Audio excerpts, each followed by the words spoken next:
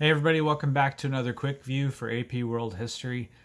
Today we're going to talk about decolonization and culture, and more specifically, what we'll address today in the context of decolonization has a lot to do with, or is entirely about the Middle East.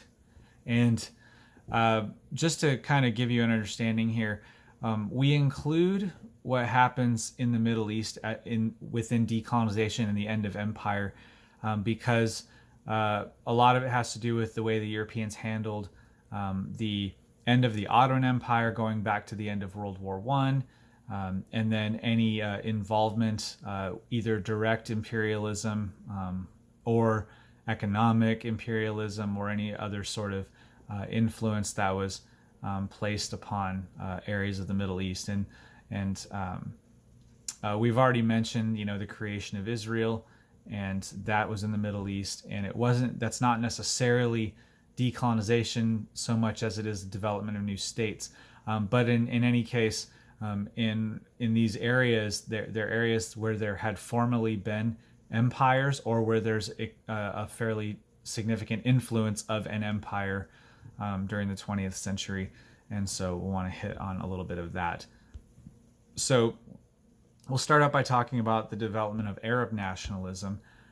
So we have to remember that the context of what's going on in the world, which affects the Middle East, is decolonization, that's going on in Africa and in Asia, as well as the Cold War conflict, which is being waged between the First World, which is the United States and the Western nations, and the Soviet Union and the communist world. That's the Second World. So that issue actually plays a really big role in what's going on in the Middle East. So that's significant. And then also the creation of Israel.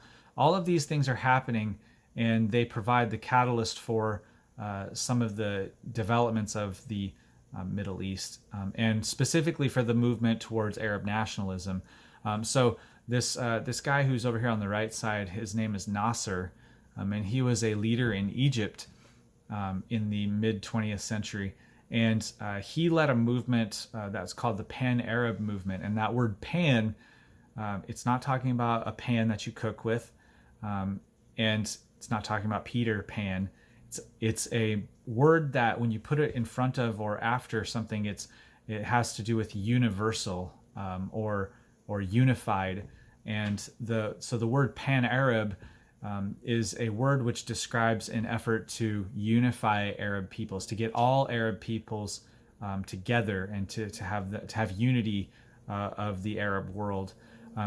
And this was specifically linked to Islam. Islam had a really significant tie into this. However, the problem was that the Arab majority states in the Middle East couldn't be unified because of the cultural divide. So though they all subscribe for the most part to Islam, they don't all subscribe to the same branches of Islam. So you have to remember the basic division, the Shia and Sunni division, and then you have Sufi and Sikh. Even though Sikh is more like Hindu Islam, you have all of these different branches and versions of Islam. And so these cultural divides are going to ultimately kind of put the stick in the side of Nasser's Pan-Arab movement. But another thing that developed, which was much more specific, it's called Islamism, and it's a cultural movement. And this was a much more successful general movement across the Islamic world, and that was kind of just this revival of Islamic values in politics and society. And in a lot of places where Islamism will kind of take root and kind of blossom, you see a rejection of secularization. And again, secularization having to do with being non-religious, or being separated from or apart from religion. And then also rejecting Americanization, because again, what's happening in the second half of the 20th century is you have the spread of American culture, the spread of American values, ideas, spread of American, consumer products and whatnot. And so there's a pretty significant movement among a number of different Arab nations and Middle East nations to reject what they see as the Americanization of the world, and of which a lot of them viewed as a stain to or a poison to their state and to their culture. I want to briefly touch on Turkey and the secularization that takes place in Turkey. We're actually going to talk about two regions really fast. We'll talk about Turkey, and then we'll talk about Iran.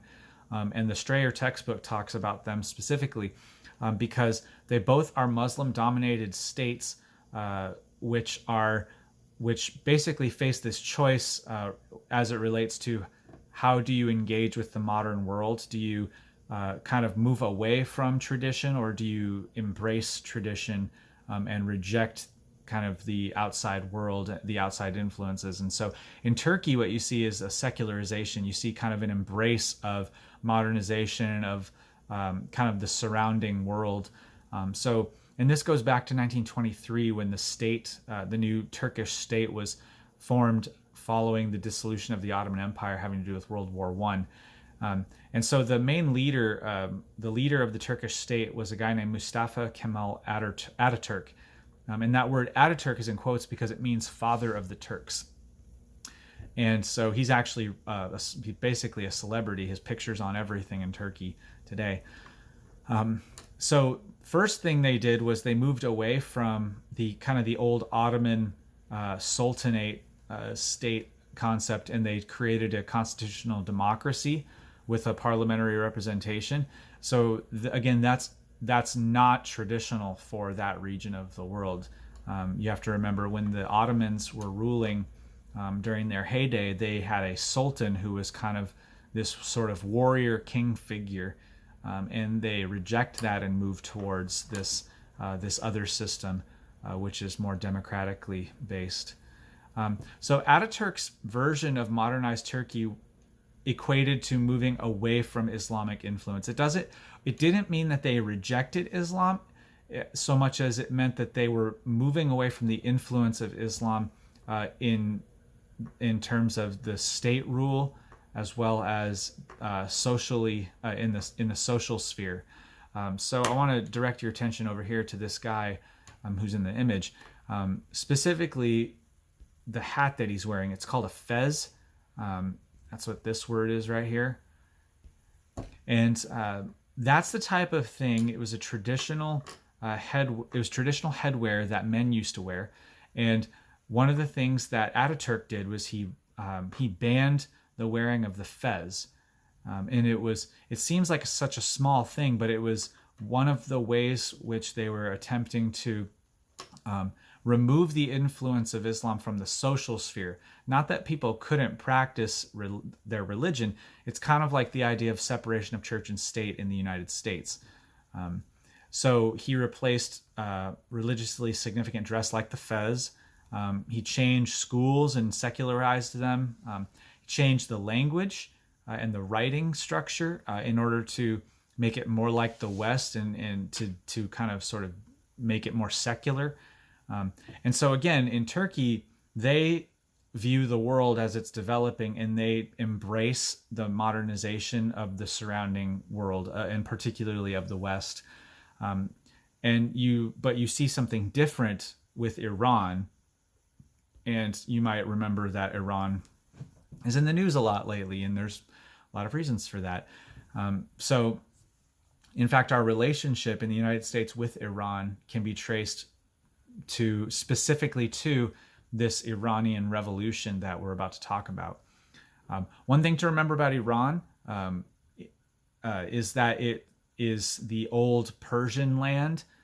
So it's got a history. It's got a long history. And most significantly, when Islam develops in the world, Persia, and then what eventually becomes known as Iran, becomes sort of the main stronghold of Shia Islam. So Iran is frequently in conflict with Sunni-dominated nations around it.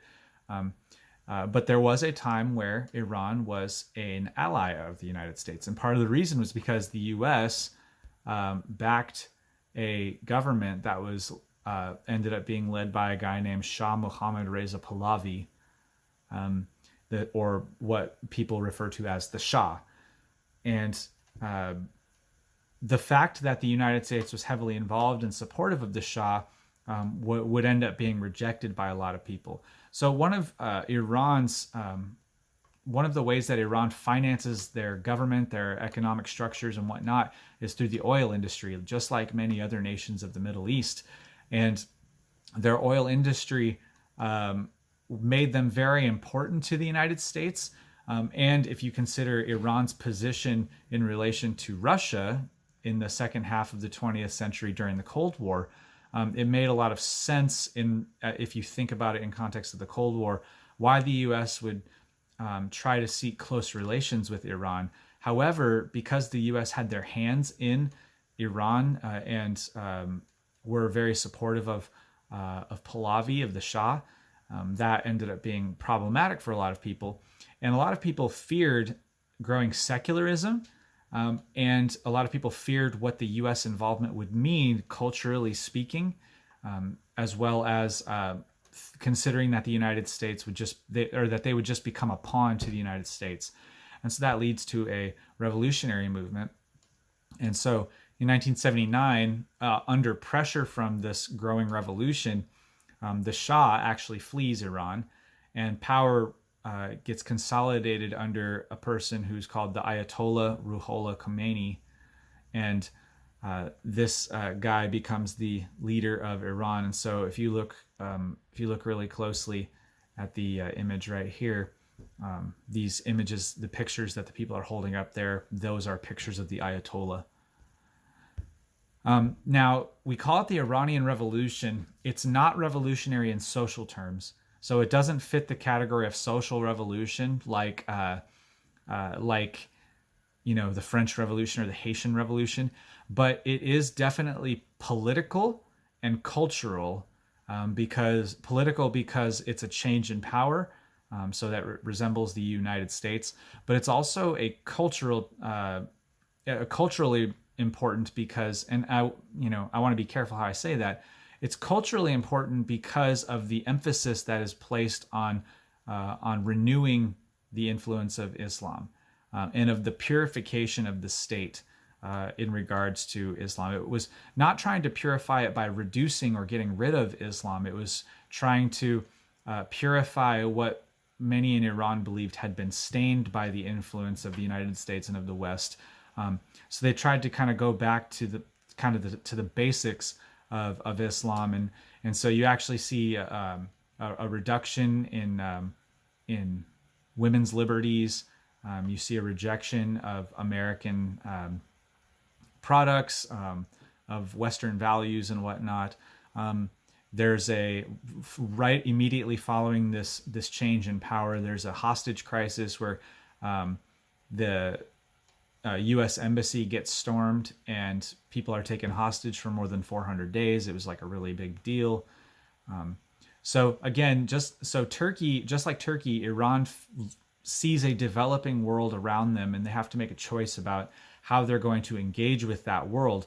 And their solution to that is to return to kind of more of their conservative values, to try to reinvigorate the culture that they already had, rather than secularizing and embracing the West around them.